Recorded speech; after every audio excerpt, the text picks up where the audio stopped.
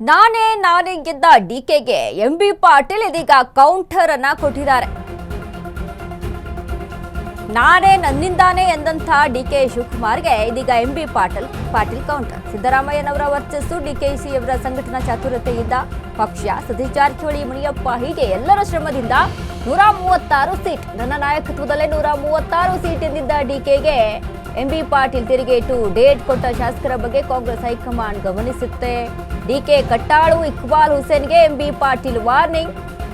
ಸತೀಶ್ ಜಾರಕಿಹೊಳಿಗೆ ಕೆಪಿಸಿಸಿ ಅಧ್ಯಕ್ಷರಾಗುವ ಸಾಮರ್ಥ್ಯ ಇದೆ. ಸತೀಶ್ ಜಾರಕಿಹೊಳಿ ಪರ ಬ್ಯಾಟ್ ಬೀಸಿದ ಮಿನಿಸ್ಟರ್ ಎಂಬಿ ಪಾಟೀಲ್.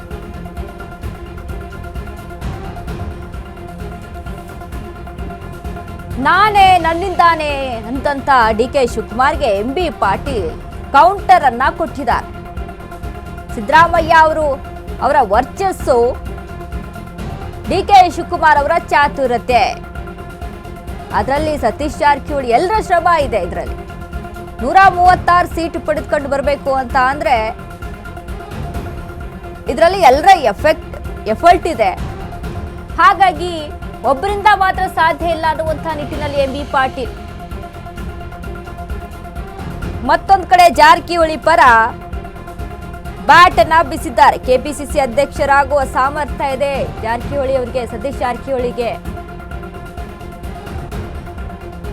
ರಾಜಕೀಯವಾಗಿ ಸಿದ್ದರಾಮಯ್ಯ ಬಣ, ಡಿಕೆ ಶಿವಕುಮಾರ್ ಬಣ ಅಂತ ಬಂದಾಗ ಇಲ್ಲಿ ಡಿಕೆ ಶಿವಕುಮಾರ್ನ ಒಂದಿಷ್ಟು ಆಪ್ತರ ಕೌಂಟರ್ನ ಕೊಡ್ತಾನೆ ಬರ್ತಾ ಇದ್ದಾರೆ. ನೋಡ್ತಾ ಇದೀವಿ ರಾಜಕೀಯದಲ್ಲಿ ಕಾಂಗ್ರೆಸ್ನಲ್ಲಿ ಆಗ್ತಾ ಇರುವಂತಹ ಬೆಳವಣಿಗೆಗಳು ಯಾವ ರೀತಿಯಾಗಿದ್ದಾವೆ ಅಂತ. ಇಕ್ಬಾಲ್ ಹುಸೇನ್ಗೂ ಸಹಿತ ತಿರುಗೇಟನ್ನ ಕೊಟ್ಟಿದ್ದಾರೆ ಎಂಬಿ ಪಾಟೀಲ್.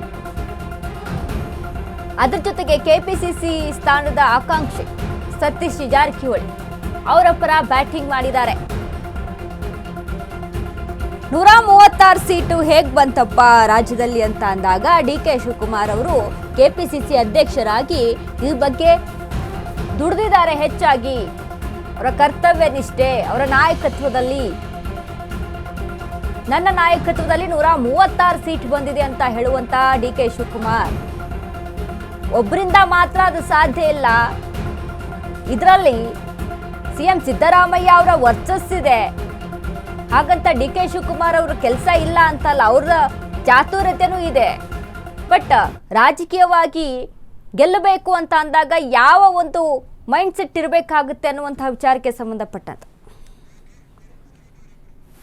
ಪಕ್ಷ ಅಧಿಕಾರ ಬರ್ಲಿಕ್ಕೆ ಎಲ್ಲರಿಗೂ ನೋಡಿ, ಅವ್ರಿಗೆ ನೋಡಿ, ನಾನು ಆ ಶಾಸಕರಿಗೆ ಅವರು ಯಾವ ರೀತಿ ಅವರು ಡೇಟ್ ಕೊಡ್ತಾ ಇದ್ದಾರೆ ಅದು ಅವ್ರಿಗೆ ಬಿಟ್ಟಿರುವಂಥ ವಿಚಾರ. ಬಟ್ ನಮ್ಮ ಕಾಂಗ್ರೆಸ್ ಪಕ್ಷದಲ್ಲಿ ಡೇಟ್ ಕೊಡೋರು, ಬಿಡೋರು, ಕೊಡದೇ ಇರೋದು ಎಲ್ಲನೂ ಕೂಡ ಹೈಕಮಾಂಡ್.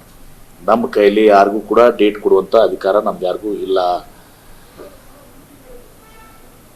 ಯಾವುದೇ ವಿಚಾರಗಳನ್ನ ನಾವು ಮುಖ್ಯಮಂತ್ರಿಗಳನ್ನ ಮುಂದುವರಿಸ್ತೀವಿ, ಬದಲಾವಣೆ ಮಾಡ್ತೀವಿ. ಯಾವ ವಿಚಾರಗಳಿಗೂ ಕೂಡ ಇವತ್ತು ನಮಗೆ ಯಾವುದೂ ಕೂಡ ನಮ್ಮ ಹತ್ರ ಇದನ್ನಿಲ್ಲ. ಇವೆಲ್ಲವೂ ಕೂಡ ನಮ್ಮ ಪಕ್ಷದ ಹೈಕಮಾಂಡ್ ನಿರ್ಧಾರ ಮಾಡ್ತಾರೆ. ಸುಮ್ಮನೆ ನಾವೇನಾದ್ರೂ ಹೇಳಿಕೆ ಕೊಟ್ಟರೆ ಅದಕ್ಕೆ ಏನೂ ಅರ್ಥ ಇಲ್ಲ. ಅದಕ್ಕೆ ಡಿಕೆ ಶಿವಕುಮಾರ್ ಅವರು ಸ್ಟೇಟ್ಮೆಂಟ್ ಮಾಡಿದ್ರು, ನನ್ನ ಲೀಡರ್ಶಿಪ್ ಅಲ್ಲೇ 136 ಮಂದಿ ಶಾಸಕರು ಗೆದ್ದಿರೋದು, ಹೈಕಮಾಂಡ್ ಒಳ್ಳೆ ನಿರ್ಧಾರ ತೆಗೆದುಕೊಳ್ಳುತ್ತೆ, ನೀವು ಅದನ್ನ ಪರದೆ ಮೇಲೆ ತೋರಿಸ್ತೀರಾ ಅಂತ ಹೇಳಿ. ಈಗ ನೋಡಿ, ನಿಶ್ಚಿತವಾಗಿ ಡಿಕೆ ಶಿವಕುಮಾರ್ ಅವರು ಕೆಪಿಸಿಸಿ ಅಧ್ಯಕ್ಷರಾಗಿ ಬಹಳಷ್ಟು ಸಂಘಟನೆಯನ್ನು ಮಾಡಿ, ಪ್ರಚಾರ ಮಾಡಿ ಇವತ್ತೊಂದು ದಿವಸ ಅವ್ರ ಕೊಡುಗೆನೂ ಕೂಡ ಇದೆ.